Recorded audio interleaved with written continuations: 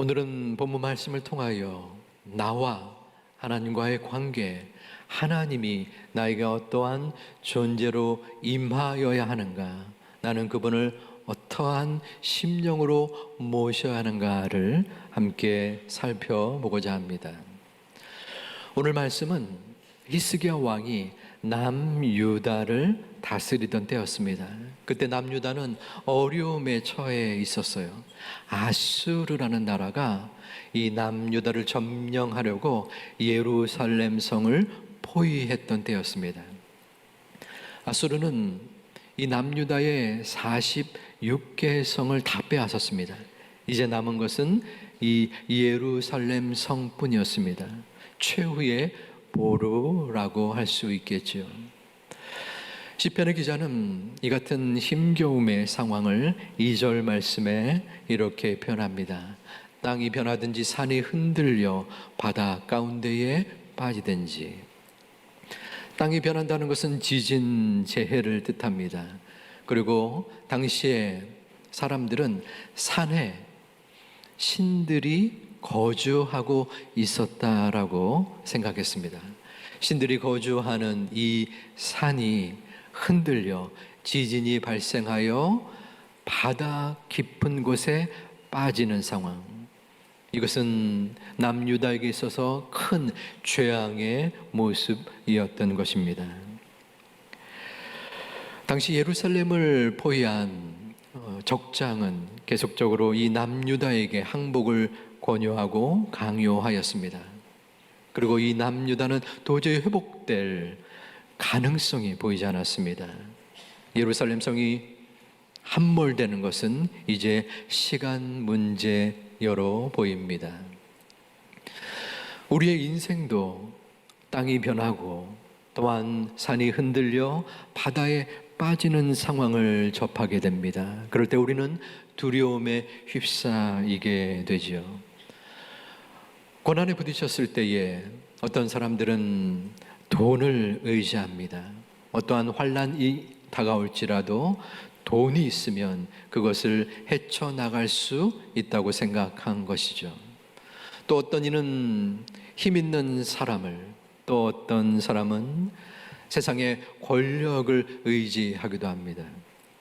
하지만 돈, 사람, 권력, 이 모든 것들이 해결하지 못하는 문제들을 우리는 수없이 많이 경험합니다. 지금도 세계 곳곳에서는 전쟁과 기근과 지진과 폭염으로 수없이 많은 사람들이 죽어가고 있으며, 또한 예측하지 못한 채 힘겨워하며 사람들은 생활하고 있습니다. 듣도 보지도 못했던 코로나라는 전염병이 우리의 삶 자체를 망그러뜨리고 꼼짝달싹 못하게 한 기억이 지금도 생생하지 않습니까? 한 주간 여러분의 삶은 어떠했습니까? 평안하셨습니까? 예배당에 나오시면서, 지금 예배를 드리면서 여러분들은 어떠한 마음을 지니고 있습니까? 우리의 삶의 어려움에 심령이 있다면 우리는 하나님 앞에 아뢰어야 합니다. 간절한 마음으로, 절실한 마음으로, 슬픔과 아픔과 절망스러운 마음으로 간구해야 합니다. 하나님, 너무나 힘듭니다. 제가 이 문제를 도저히 감당할 수가 없어요. 제 마음을 헤아려 주시옵소서. 어떠한 방법을 사용해서든지 이 문제 가운데에 함께 하시고 해결하여 주시옵소서. 우리는 괴로움 속에서도 절박한 심정으로 아뢰어야 합니다. 시편 기자는 적군이 쳐들어오는 그러한 환난 가운데 3절에서 두려워하지 아니하겠다라고 소중한 선언을 하게 됩니다. 우리 3절 말씀, 그 말씀을 바라보며 바닷물이 솟아나고 뛰놀든지 그것이 넘침으로 산이 흔들릴지라도 우리는 두려워하지 아니하리라. 어떻게 이럴 수 있습니까? 어떻게 두려워하지 않을 수 있어요? 바닷물이 솟아나고 뛰놀든지 또한 산이 흔들리는데도요, 아비규환으로 비명을 지르고 불안과 공포 속에 있는 이 시점에서 시편 기자는 두려움을 물리칩니다. 그 이유가 1절에서 나타납니다. 우리 1절 말씀을 함께 봉독하겠습니다. 하나님은 우리의 피난처시요 힘이시니 환난 중에 만날 큰 도움이시라. 아멘. 아버지 하나님께서는 우리의 삶 속에 환난 가운데 임하는 피난처시요 힘이시요 큰 도움이 되심을 믿는 여러분 되시기를 주님의 이름으로 축원합니다. 유다가 아수르의 공격을 받자 주변의 모든 나라와 사람들은 이제 남유다는 끝장이다 라고 말을 하였습니다. 하지만 시편의 기자는 또한 이 히스기야 왕은 백성들과 함께 기도하였습니다. 우리 5절 말씀에 그 기도를 하나님이 들으시고 모든 성이 흔들릴지라도 새벽에 임하여 주셨습니다. 아수르의 군사 18만 5천 명을 하나님은 쳐서 죽이게 만드셨습니다. 그리고 나서 본문 10절에서 하나님은 이 시편 기자와 백성들에게 귀중한 소중한 말씀을 주십니다. 우리 함께 봉독하겠습니다. 너희는 가만히 있어 하나님 됨을 알지어다. 아멘. 우리는 문제와 환난을 만날 때에 그것을 해결할 수 있는, 해결해 줄 수 있는 사람 혹은 해답을 찾곤 합니다. 하지만 그 사람과 해답은 실망감을 많이 가져다 주게 됩니다. 왜냐하면 그것은 정답이 아니기 때문입니다. 그 정답은 무엇일까요? 오늘 말씀의 첫 번째는 너희는 가만히 있으라는 것입니다. 가만히 있으라는 것은 무엇일까요? 아무 생각도 하지 말고 아무 행동도 하지 말고 로봇처럼 가만히 머물러 있으라는 것은 아닙니다. NIV 성경에서는 이 가만히 있으라는 말을 be still, 그저 얌전히 있으라, 조용히 머물러라 라고 말하고 있습니다. 하지만 다른 성경, 쉬운 성경의 영어판인 GNT에서는 이렇게 표현합니다. Stop fighting, 싸우기를 멈추라. 누가 싸웁니까? 아수르의 군대와 싸울 때에 그 싸우는 것을 멈추고 하나님을 바라보라는 것입니다. 또 다른 메시아 성경 MSG에서는 독특한 표현이 나타납니다. Step out of the traffic. 지금 당장의 교통 체증에서 한 발짝 물러서라. 그리고 하나님을 바라보라라는 것입니다. 운전을 하는 사람은 교통 체증에 머물러 있을 때, 거기에 붙잡힌 바 되었을 때 답답합니다. 약속 시간이 다가올수록 초조해지기도 합니다. 그럴 때에 그 답답함과 초조함 속에서 뒤로 물러서라는 것입니다. 이것은 넉넉고 혼자 가만히 있으라는 것이 아닙니다. 여기서 중요한 것은 내 자신입니다. 조금 전에 싸움을 멈추라, 내가 내 능력으로 그 전쟁에서 이기려고 하는 그 생각, 교통체증에 부딪혔는데 이쪽으로 가려고 하고 저쪽으로 가려고 하고 도저히 헤어날 수 없는 상황에서 발버둥 치는 너의 모습을 그만두어라, 멈추라 라고 하는 것입니다. 그리고 그 다음에 있어지는 하나님의 인도함은 무엇입니까? 가만히 있어라, 나의 하나님됨을 내가 알지어다 라는 것입니다. 하나님의 하나님됨, 이것은 하나님이 주인이시라는 것입니다. 그것을 알라는 것입니다. 깨달으라는 것입니다. 하나님이 주인이 됨은 우리의 삶 속에서, 우리의 신앙 속에서 당연히 있어지는 말인데 우리의 삶에 고민이 됩니다. 내 삶의 주인이 과연 하나님인가? 아니면 나인가? 어떨 때는 하나님인 것 같은데 어떨 때는 또 나인 것 같기도 하고, 먹고 살기 바쁜데 뭐가 그리 중요한가? 그저 내 마음 가는 대로, 상황이 주어지는 대로 가면은 되지 않는가? 그런 생각을 우리는 하기도 합니다. 도리어 세상은 우리에게 이 세상의 주인공은 바로 너다 라고 하면서 우리가 이 땅에 모든 것을 좌지우지할 수 있고 내 삶의 주인이 바로 나이므로 모든 판단과 능력을 내 중심으로 이루어가라 라고 이끌고 가고 있습니다. 이 주권에 대한 부분은 하나님이 너무나 중요하게 생각하는 영역이기도 합니다. 하나님은 자신의 아들 예수 그리스도를 희생시키면서까지 우리를 너무나 사랑하시는 분이었습니다. 하지만 동시에 하나님께서 싫어하시는 것, 하나님께서 명심하여 원치 않는 부분이 있는데 바로 10계명의 제1계명 나 외에 다른 신을 두지 말라는 것입니다. 그것은 무엇입니까?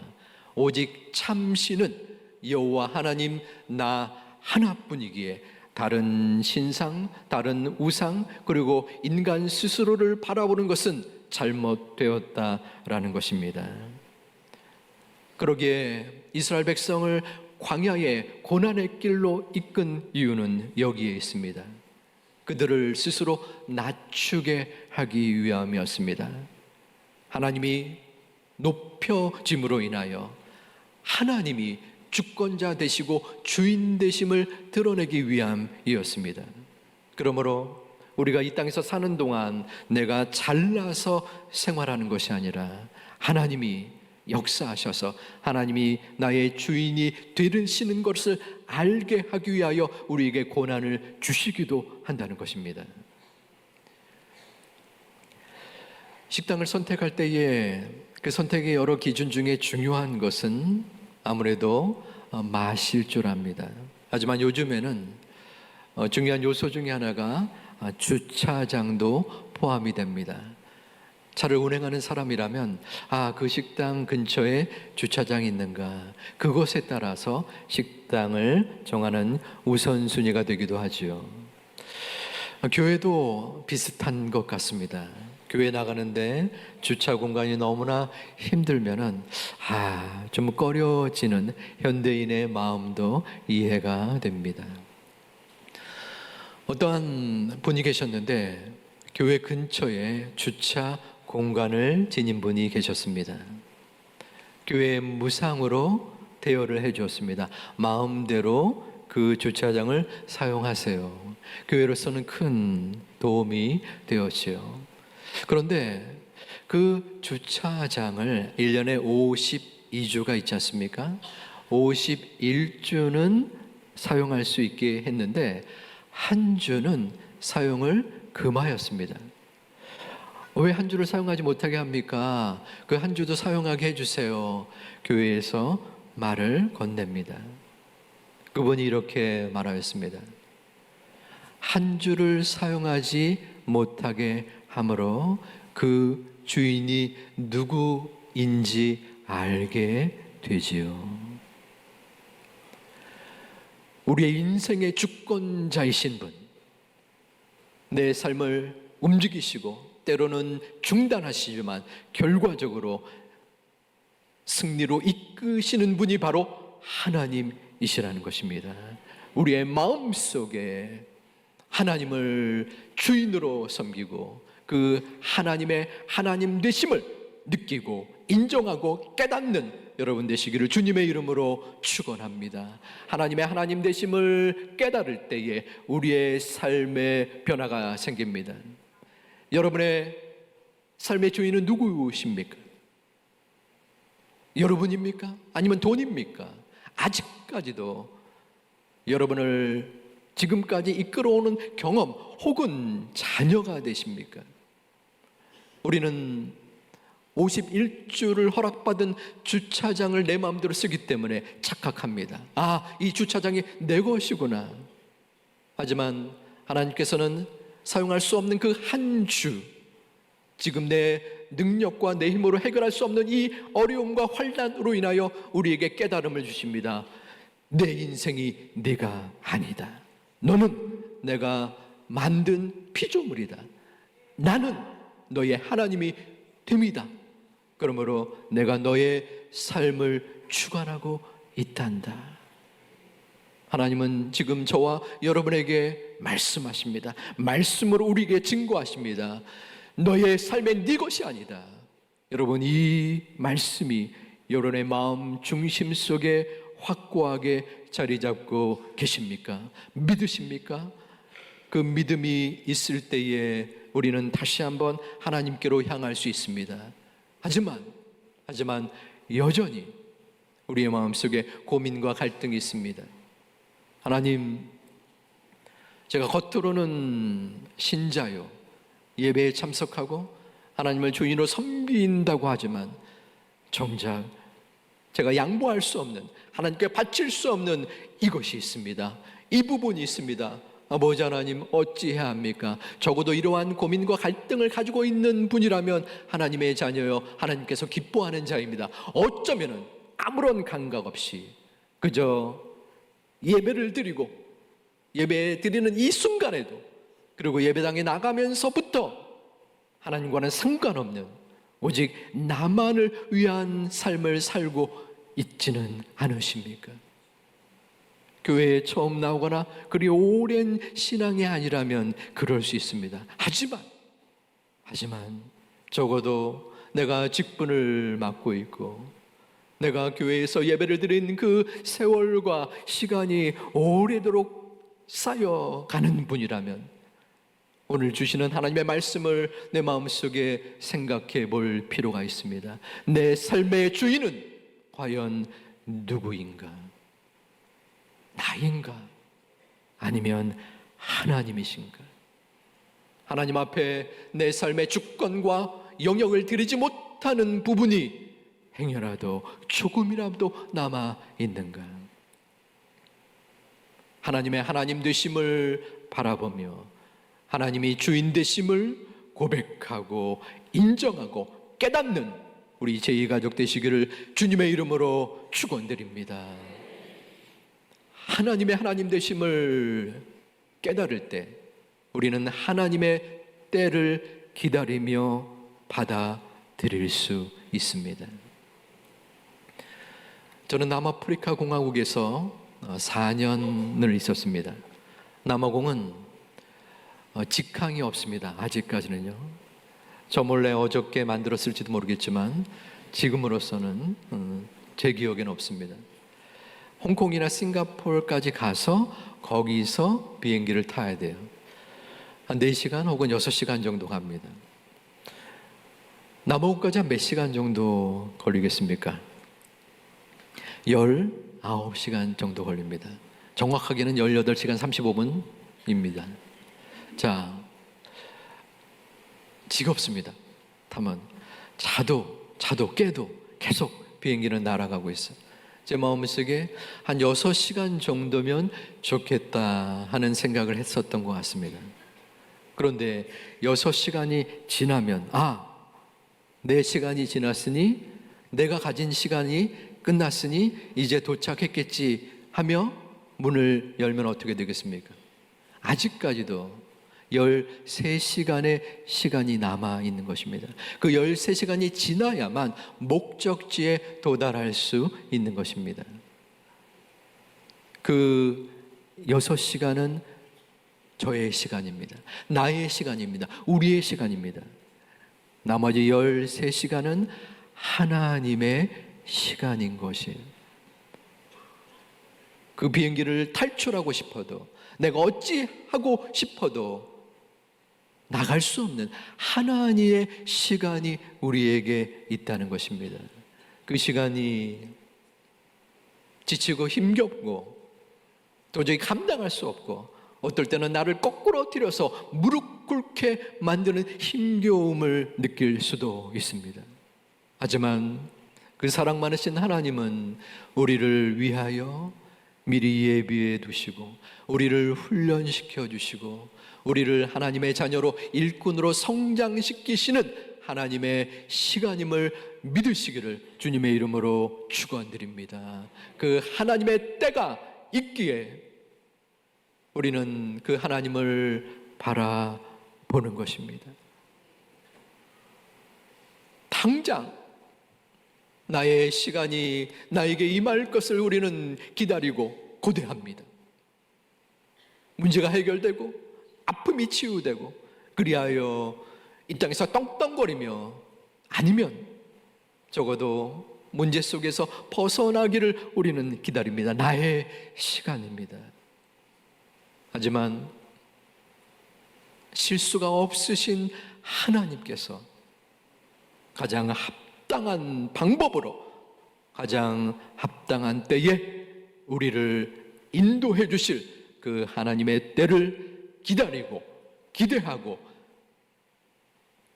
기다리는 귀중한 소중한 믿음의 자녀들 되시기를 주님의 이름으로 축원드립니다. 피난처 되시는 하나님은 언제 그 빛을 발할까요? 평온할 때, 문제가 없을 때, 행복할 때보다도 전쟁이 터졌을 때, 도저히 내 능력으로는 해결할 수 없는 급박한 상황일 때 그 피난처는 더 희소 가치가 있게 마련입니다. 이 땅은 전쟁터와 같다라고 말합니다. 빗발치는 총탄 앞에서 우리는 죽음을 각오한 어려움의 삶을 어쩌면은 살아가고 있는지 모릅니다. 우리가 구하고, 우리가 기대하고, 우리가 바라는 것은 무엇이 되어야 합니까? 피난처 되시는 하나님 한 분뿐인 줄 믿습니다. 하나님의 우리의 피난처 되시는 그 믿음을 간구하고 또한 이루어 나가는 전제 조건은 무엇입니까? 그저 예배에 나오고, 아, 하나님이 피난처시니까 피난처이신가 보다 라고 생각하면 우리의 피난처가 되십니까? 너희는 가만히 있어 내가 하나님 됨을 알지어다. 우리가 가만히 있는 것입니다. 넉넉고 아무것도 하지 않는 가만히가 아닙니다. 나의 욕심, 나의 조급함, 나의 욕망, 욕정, 내 생각, 모든 것들을 내려놓는 실천적인 행동입니다. 그것을 이루어 간 후에, 그리고 나서 내 삶의 주인 되시고 내 모든 삶의 영광 되시는 하나님을 바라보는 것입니다. 아버지 하나님, 오늘도 쓰러졌습니다. 오늘도 간신히 교회에 나왔습니다. 나오고 싶지 않았는데, 나오기 싫었는데, 그래도 할마리의 끄나큰 실을 바라보고 소망을 바라보고 이 자리에 나왔습니다. 아버지 하나님, 나의 삶의 주인이 되어 주시옵소서. 오직 하나님이 나의 영광이 되어 주시사 지치고 힘겨운 나와 우리의 가정을 돌보아 주시고 그 하나님이 온전히 나의 삶을 이끌어 주시옵소서. 이 기도가, 간구가 주님 앞에 온전히 이루어짐으로 말미암아 하나님 앞에 소망과 감사가 풍성히 거하는 우리 모두가 되시기를 주님의 이름으로 축원드립니다.